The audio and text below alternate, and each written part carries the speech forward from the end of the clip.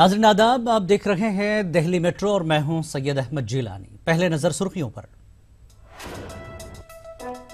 Uttar Pradesh assembly इंतखाबात 2017 की तैयारियों की गूंज दिल्ली में दी सुनाई। इलाकाई पार्टियां दिल्ली में मुत्तहद महाज के क़याम के लिए हैं सरगर्म।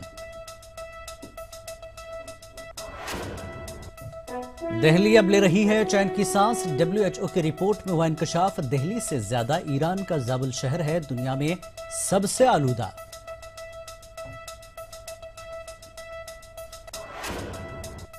जमात इस्लामी हिंद पूरे मुल्क में चला रही है शराब मुखालिफ मुहिम। शराब के नुकसानात से आवाम को कराया जा रहा है वाकिफ।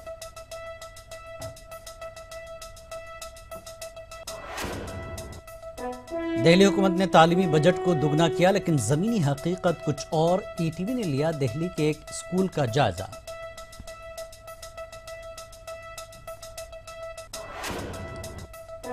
दिल्ली में मुल्क की इक्तिसादी सूरत-ए-हाल और कौमी इत्तेहाद के मसले पर सेमिनार। साबिक फौजी सरबराह विक्रम सिंह, बिहार के अक़लियत बहबूद के वजीर अब्दुल गफूर समेत कई सरकर्दा शख्सियतों ने की शिरकत।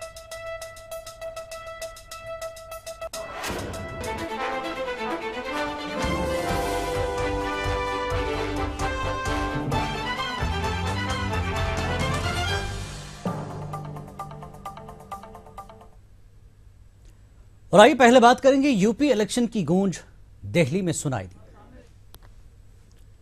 उत्तर प्रदेश असेंबली इंतखाबात 2017 की तैयारियां जोरों शोर से जारी हैं और इसकी गूंज दिल्ली में भी सुनाई देने लगी है। छोटी छोटी इलाकाई पार्टियां दिल्ली में मुत्तहदा महाज के क़याम के हवाले से रात दिन सरगर्म है।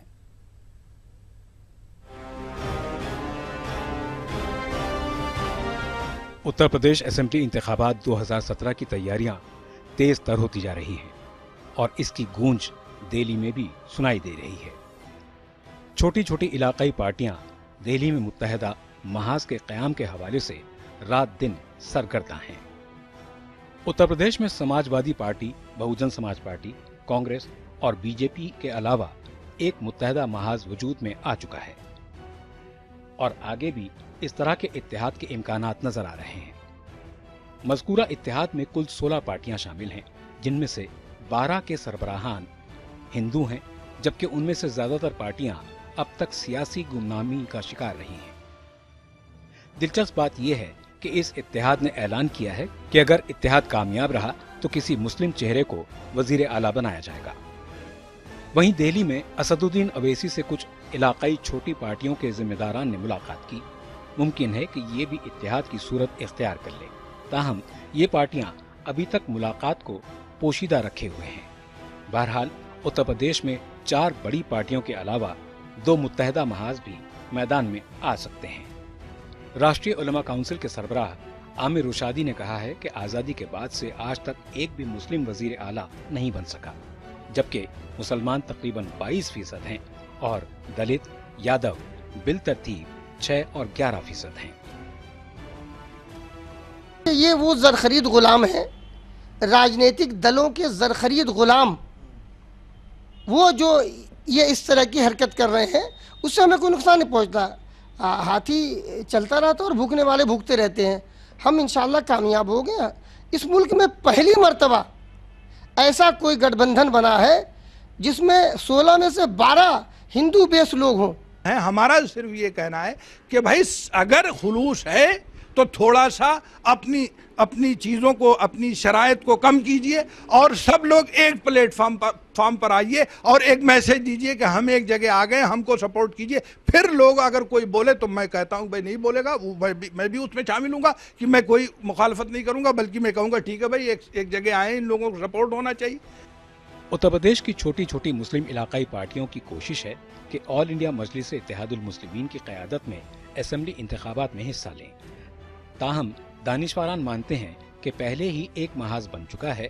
मजीद महाज बनाने से बेहतर तो ये है कि तमाम छोटी छोटी पार्टियों का एक मुत्तहदा महाज हो और उसको सबकी ताईद हासिल हो। लेकिन मौजूदा सूरत हाल में तो ये बात कही जा सकती है कि सेक्युलर वोट तकसीम होंगे और इसका फायदा सीधे सीधे फिरका परस्त पार्टियों को पहुंच सकता है।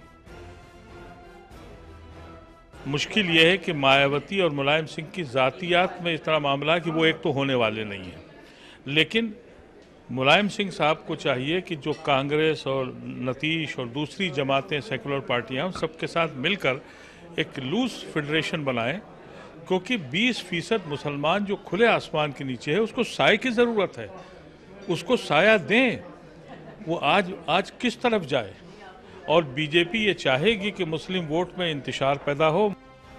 मुसलमानों का एक तबका हमेशा से छोटी इलाकाई पार्टियों की मुखालिफत करता रहा है और वो आज भी इस बात को मानने को तैयार नहीं कि तमाम छोटी छोटी इलाकाई पार्टियों के इत्तेहाद से कोई फायदा होगा, बल्कि उनका ख्याल है कि इस तरह के गैर दानिशमंदाना सियासी कदम से सेक्युलर ताकतें कमजोर होंगी। लिहाजा सेक्युलर ताकतों को मजबूत करने के लिए जरूरी है कि समाजवादी पार्टी, कांग्रेस और जेडीयू एक साथ आएं। लेकिन एक बड़ा सवाल ये है कि आज़ादी के 68 साल गुजर जाने के बाद भी मुसलमान सियासी तौर पर पसमानदा हैं। इसके लिए आखिर कौन जिम्मेदार है? ETV न्यूज के लिए दिल्ली से एहतशामुल हुसैन की खास रिपोर्ट। दिल्ली के इंडिया इंटरनेशनल सेंटर में मुल्क की इक्तिसादी सूरत-ए-हाल और कौमी इत्तेहाद के मसले को लेकर एक सेमिनार मुनक्किद हुआ, जिसमें फौज के साबिक सरबराह बिक्रम सिंह और बिहार के अक़लियती बहबूद के वजीर अब्दुल गफूर समेत कई मुअज़्ज़ज़ शख्सियतों ने शिरकत की। इस दौरान मुल्क के मौजूदा हालात पर गौर व फिक्र करने के अलावा कौमी इत्तेहाद के मामले पर भी बात हुई। प्रोग्राम के दौरान मुल्क भर के मुख्तलिफ इलाकों से आए टीचर, इंजीनियर और दूसरे महकमों में काम करने वाले लोगों को उनके बेहतरीन काम के लिए अवार्ड भी दिया गया।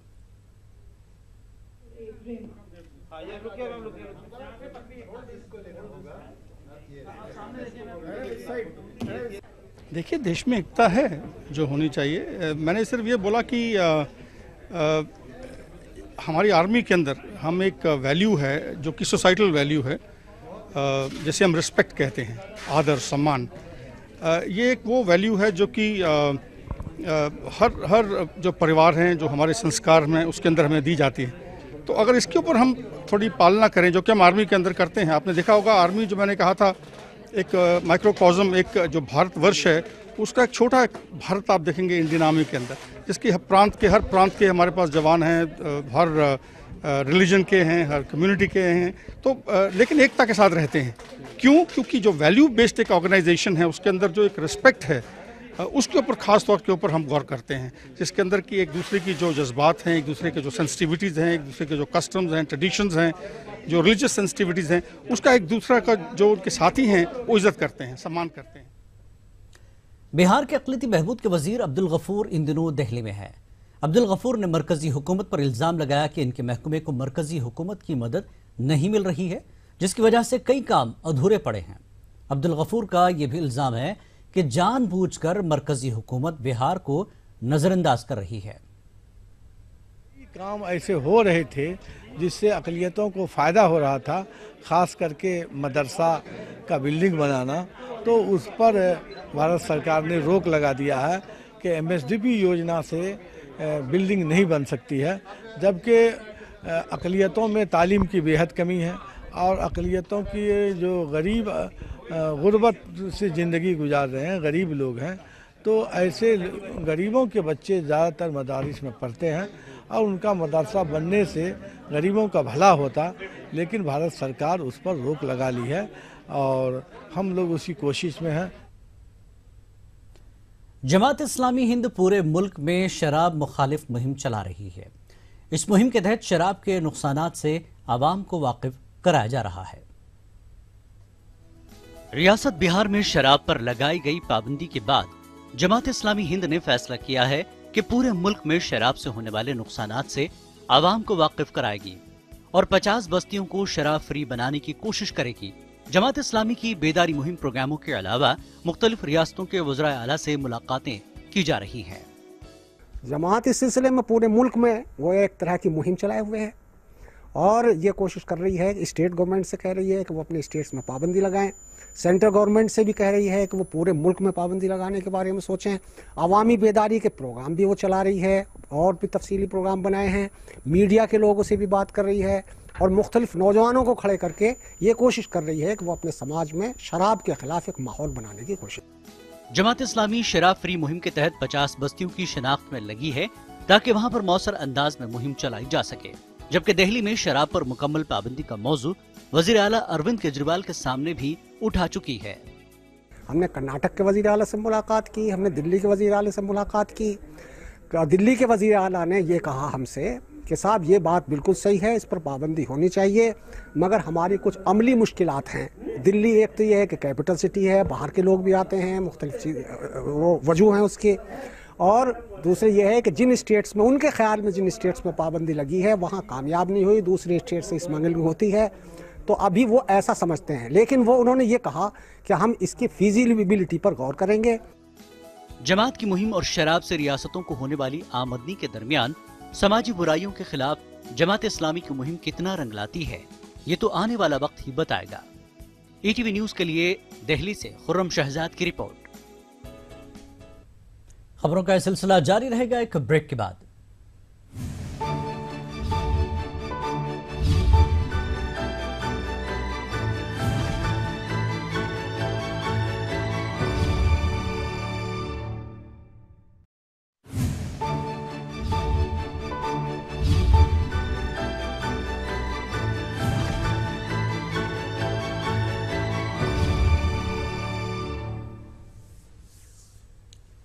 दिल्ली मेट्रो में एक बार फिर आपका खैर मकदम है।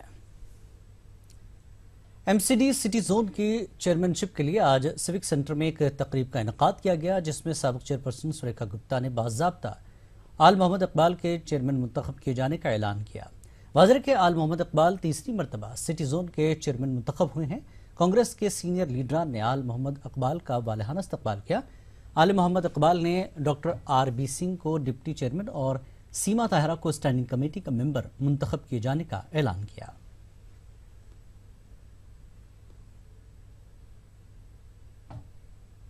ये कि MCD के पास अभी फंड की बहुत कमी है, मगर उसको देखते हुए हमें पूरी उम्मीद है कि इंशाल्लाह दिल्ली सरकार से हम दिल्ली सरकार के पास और दिल्ली सरकार के मुख्यमंत्री अरविंद केजरीवाल के पास जाएंगे और जो पैसे का जो क्राइसिस यहाँ गुजर रहा है वो चीज़ खत्म होगी और पुरानी दिल्ली के अंदर इस साल के अंदर एक नई दिशा के अंदर जाएंगे। आइन में सबको तालीम का हक दिया गया है, इसीलिए हुकूमतों पर लोगों को तालीम फराहम करने की जिम्मेदारी तय होती है। दिल्ली की हुकूमत ने तालीमी बजट को बेशक दुगना किया है, लेकिन स्कूलों की जमीनी हकीकत बिल्कुल अलग है। PM मोदी की डिग्री पर सवाल उठाने वाली और शिक्षा के बजट को दुगना करने वाली केजरीवाल सरकार आज खुद ही सवालों के घेरे में है। जिस स्कूल में छात्राओं को फेल किया गया है, अब हम उसी स्कूल के कुछ छात्राओं से बात करेंगे और जानेंगे कि पूरा मसला क्या है। जिस तरीके से स्कूल के 480 छात्रों में से 449 छात्राओं को फेल कर दिया गया, तो मैं जानना चाहूंगी कि क्या आखिर क्या पूरा कारण है। सबसे पहले आप अपना नाम बताइए। मेरा नाम नेहा है, मैं 9th I की छात्र हूँ। हम 2 साल से फेल होते आ रहे हैं। हमारी हर बार किसी न किसी सब्जेक्ट में कंपार्टमेंट देते हैं, ज्यादा नहीं, वो भी 5-5, 6-6 नंबर से, 2-2, 3-3 नंबर से। पिछली साल भी हमारे मैथ में कंपार्टमेंट आई थी, कंपार्टमेंट का पेपर दिया, उसके बावजूद भी पास नहीं। कहते हैं कि तुम कुछ करते ही नहीं हो पेपरों में। अच्छा, तो कितने बच्चों को फेल किया गया है इसमें? इस साल हमारी क्लास में 52 बच्चे कुछ थे, बहुत सारे बच्चे पास भी कर दिया। 18 बच्चे टोटल फेलियर, उन्होंने कंपार्टमेंट का पेपर दिया फिर भी पास नहीं करा। और उससे पिछली साल हमारी क्लास में 55 बच्चे थे, केवल 2 बच्चे पास थे, बाकी पूरी क्लास फेल थी। पूरा साल बर्बाद कर दिया। उसमें से कुछ बच्चों की पहले साल बर्बाद हो चुकी थी और वो 3 साल फिर उनकी पूरे 3 साल बर्बाद हो चुके हैं। अच्छा, तो आपके साथ आपकी मम्मी आई हुई हैं। जिस तरीके से बच्चों के भविष्य के साथ खिलवाड़ हो रहा है, आप यहाँ आई, आपने स्कूल प्रशासन से बात करने की कोशिश की, तो आपको क्या जवाब मिला? क्या स्कूल वालों ने आपसे कहा? कुछ नहीं कहा, कुछ नहीं कहा। क्या कॉपियाँ जांचने की बात की थी या कॉपियाँ दिखाने की बात की थी आपने? हाँ कही, लेकिन कुछ नहीं। क्या जवाब मिला आपको? कुछ नहीं, मैंने कर दी उनने। क्या बोला उन्होंने? बिन्ने मैंने कर दी, दिखे ही नहीं। अच्छा, हाँ। तो अब ऐसे में आपके बच्ची का भविष्य के साथ खिलवाड़ हो रहा है, तो अब आपकी क्या मांग है? अब क्या अगला कदम आप लोग उठाएंगे इसके लिए? बता नहीं है। बस हमें पास किया जाए, हमें पास किया जाए, हमारे साल दोबारा बर्बाद न करे जाए। अगर हम इस साल पेपर 9th में पढ़ते और अगली साल भी उन्होंने फेल कर दिया तो हमारे 3 साल बर्बाद हो जाएंगे और उसके बाद स्कूल वाले निकाल देंगे, फिर हमें कहीं एडमिशन नहीं मिलने वाला।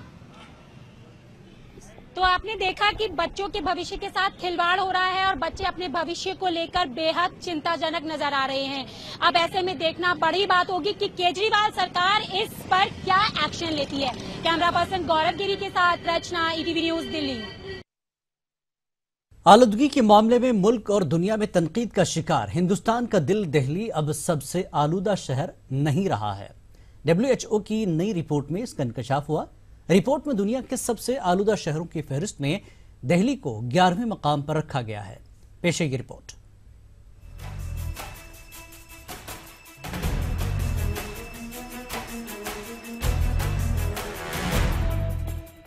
वर्ल्ड हेल्थ ऑर्गेनाइजेशन यानी WHO की एक रिपोर्ट के मुताबिक दिल्ली में आलूदगी कम हुई है।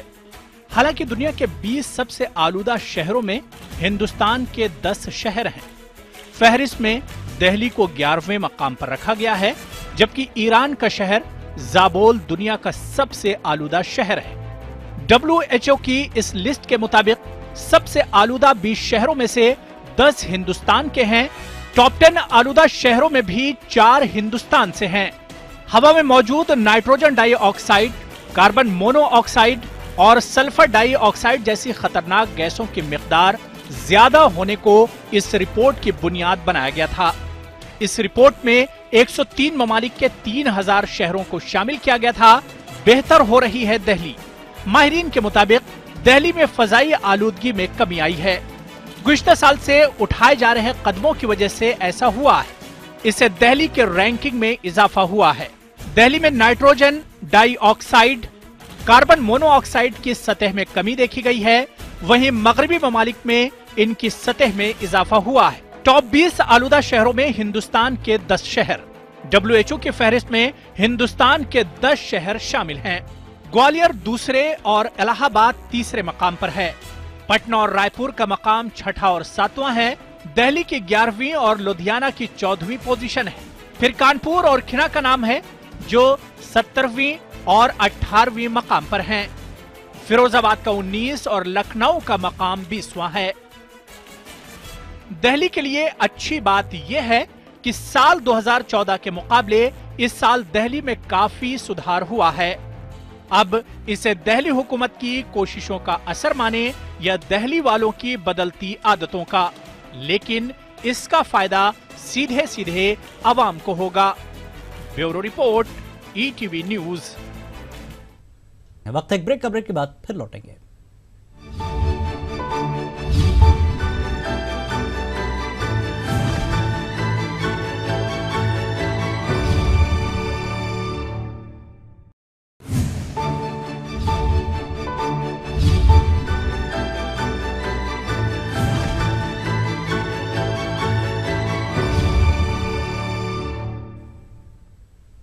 दिल्ली मेट्रो में एक बार फिर आपका खैर मकदम है। अब देखेंगे आपकी दिल्ली।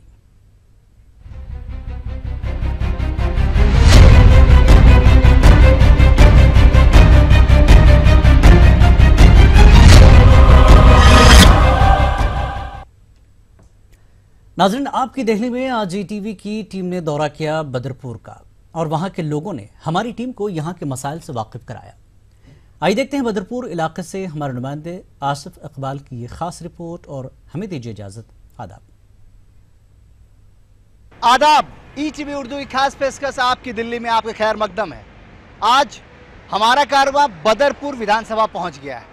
बदरपुर विधानसभा की पहचान दिल्ली और हरियाणा के बॉर्डर के रूप में होती है और इसीलिए यहाँ मेट्रो स्टेशन भी बदरपुर बॉर्डर के नाम से है। यहाँ अगर सियासी हलकों की बात कर ले तो यहाँ पे हमेशा आमने सामने की लड़ाई रही है। 2015 के चुनाव से पहले दो पार्टियों के दो दल के नेता होते थे। वो कभी इस पार्टी में, कभी उस पार्टी में, कभी कांग्रेस, कभी बीजेपी, कभी एनसीपी, कभी बीएसपी। लेकिन 2015 में उनका किला ढहा आम आदमी पार्टी के विधायक ने। अब हमें ये देखना है कि आखिर आम आदमी पार्टी के जो विधायक हैं, जिनको 15 महीने हो चुके हैं यहाँ होते हुए, उन्होंने कितना काम किया है बदरपुर विधानसभा में, कितने उनके काम से लोग खुश हैं और कितने नाखुश। तो चलिए सीधे चलते हैं बदरपुर विधानसभा। यहाँ सबसे ज़्यादा परेशानी ऑटो वालों की है। ये 8-8 सवारी लेके चलते हैं, दिल्ली सरकार को करोड़ों रुपए का नुकसान कर रहे हैं। सारा दिन जाम लगा रहता है, 1-1 घंटा पूरी दिल्ली घुमाते हैं और जैतपुर मोड़ पे आधा घंटा लग जाता है पार करने में। सुबह से लेकर शाम तक जाम ही जाम है। यहाँ तो जाम रहता है, सुबह से लेकर शाम तक जाम ही जाम रहता है। बहुत दिक्कत है पानी की। उधर भी सुविधा होनी चाहिए ना पानी की। तो अब यहाँ आते गए कि हेडपम्प पीने हो तो बस प्यासे मर जाते हैं। परेशानी होती है ऑटो नहीं मिलने से। ऑटो वाले परेशानी तो होती है सर यहाँ पे। जाम लगा रहता है हमेशा। सुबह की टाइम लेट होते हैं, वापस आते हुए लेट होते हैं, हर टाइम दिक्कत होती है। और क्या, मैं सन 52 से रह रहा हूँ, यहाँ बहुत बुरा हाल है और यह कम से कम 20 साल हो गए, लेकिन ये रोड की कोई समस्या नहीं हो रही। कोई भी नेता आता है चले जाता है। ऐसे में सबसे बड़ी मुसीबत ये है कि ये जो 3 व्हीलर वाले हैं ना, इनके लिए या तो इनका रास्ता सही बनाओ या पब्लिक के लिए रास्ता सही बनाओ। सबसे मेन बात यह है, स्कूल के बच्चे आते हैं, गिर पड़ते हैं, रास्ता नहीं मिलता है, ठोकर खा के गिर पड़ते हैं, हम गिर पड़ते हैं, बड़े बूढ़े गिर पड़ते हैं, छोटे बच्चों के लिए बड़ी दिक्कत है। हम विधानसभा में ये देखने आए कि कितना काम हुआ है और कितनी दिक्कतें हैं यहाँ पे। लोगों की परेशानियाँ अलग अलग हैं और लोगों की परेशानियाँ ये हैं कि यहाँ पे ट्रैफिक जैम की समस्या। हम आपको सीधे नज़ारा दिखा रहे हैं। देखिए हमारे पीछे भी बहुत सारी गाड़ियाँ लगी हुई हैं लगातार यहाँ पे, क्योंकि गाड़ियाँ सही वे में नहीं लगी हैं, इसलिए परेशानी होती है। दिक्कतें इसलिए होती हैं क्योंकि यहाँ पे सही तरीके से नहीं लगी। अगर तरीके से लगे तो दिक्कतें नहीं होंगी। इन लोगों की भी दिक्कतें हैं, इनकी परेशानियाँ भी सुननी होगी। हम लाइन में तो लगाते हैं, इसमें कौन सी बात है, हम लाइन में तो लगाते ही हैं। जब बाहर वाली गाड़ी आती है भर के जाता है, हम क्या करें बताओ। सवार इसमें बैठती नहीं है, बाहर की जो गाड़ी है तो भर के जाता है, हम थोड़ी हम बैठ रहेंगे, मालिक हमसे भी दिहाड़ी लेता है। जो किराया है वो 600 रुपये है गाड़ी का किराया, ठीक है। उसके बाद जो बाहर से ऑटो आते हैं वो सवारी लेकर निकल लेते हैं। पब्लिक के पास टाइम नहीं है, टाइम अगर होगा भी तो सीधे कहते हैं भैया जल्दी चलो, लेट हो रहे। तो जल्दीबाजी नहीं रहती, सवारी भी भागती है, सोचती है हमें जल्दी टाइम से पहुंचना है। केजरीवाल थे जो इतने ऑटो बढ़ा दिए, तादाद से ज्यादा रोड है नहीं, ये पब्लिक जाएगी कहाँ? आप पहले चीज का जवाब दीजिए मेरे को। उस अरविंद केजरीवाल था, आप पूछो, उसने इतने ऑटो बढ़ा दिए, इतनी पब्लिक वो होगी। रोड आज भी 50 साल के बाद वो कब वही रोड आप मेरे साथ चल कर देखो, ठीक है।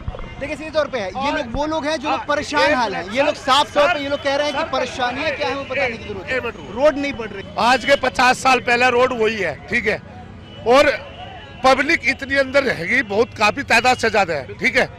एक ऑटो वाले का ही जाम नहीं है यहाँ, एक मोटरसाइकिल वाले को आप ये बोल कर देखो भैया साइड में चलो, एक भी अगर साइड में चल ले। बाइक वाले चमका के चलाए, कार वाले कोई भी हमको मार के चला जाए, हम किस की सुनेंगे? कहाँ कैसे गाड़ी नहीं चलाए या तो यहाँ पे, और चलाएंगे नहीं तो हम करेंगे क्या? परेशानी यही है जी, हाथ में ऑटो है इसलिए कुछ कह नहीं पाते। और जितने भी यहाँ ऑटो चलाने वाले मेरे ख्याल से यहाँ प्रॉपर दिल्ली के रहने वाले नहीं है, सारे बाहर के बंदे हैं। सुबह 7 बजे से आने के लिए उधर से जाम लगता है और इधर से जाने में 7 बजे के बाद करीब हफ्ते में 2 दिन, 1 दिन खुला मिल गया तो ठीक है, नहीं तो रेगुलर जाम मिलता है। बहुत प्रॉब्लम होती है, हम लोगों को बहुत दूर तक जाना पड़ता है पैदल, तो प्लीज़ इसको थोड़ा सा समाधान कीजिए। दिल्ली पुलिस 100 नंबर व्हाट्सएप, मैं कहूँ तो प्रूफ भी दिखा दो, मेरे मोबाइल में भी है, ठीक है। कम से कम 1000 कंप्लेंट कर चुका हूँ, कम से कम 1000, ठीक है। टीसीपी, एसीपी, ट्रैफिक जैम, ठीक है। मैं भी मानता हूँ, देखो इनकी रोजी रोटी है, मैं ये नहीं चाहता इनके पेट पे लात मारी जाए, बट सिस्टमेटिक कुछ होना चाहिए। बस यहाँ पे आती नहीं है, जब यहाँ पे ट्रेलर आ सकता है, प्राइवेट बसें आ सकती हैं। मैंने आज सुबह 18 पहिए वाला ट्रक देखा इधर से आता हुआ, 18 पहिए वाला ट्रक। हमने आज आपको दिखाया बदरपुर विधानसभा का हाल, किस तरीके से लोग परेशान हाल हैं, वो परेशानी दिखाई आपको। यहाँ के लोगों की समस्या बिल्कुल अलग है। दिल्ली की और विधानसभा की समस्या पानी, बिजली, सड़क थी, लेकिन यहाँ की दिक्कतें ट्रैफिक जैम है। लोग यहाँ ट्रैफिक जाम से परेशान हैं और कह रहे हैं कि आखिर इसका हल कौन दिलाएगा। न विधायक जी को फुर्सत है, न निगम पार्षद जी को फुर्सत है, न सांसद जी को फुर्सत है, और न ही दिल्ली की सरकार को फुर्सत है कि ये आए और इनकी परेशानियों को दूर करें। तो आखिर इनकी परेशानियों को दूर कौन करेगा, ये सवाल सबसे बड़ा है। कैमरामैन गौरव सक्सेना के साथ आसिफ इकबाल, ETV न्यूज़, दिल्ली।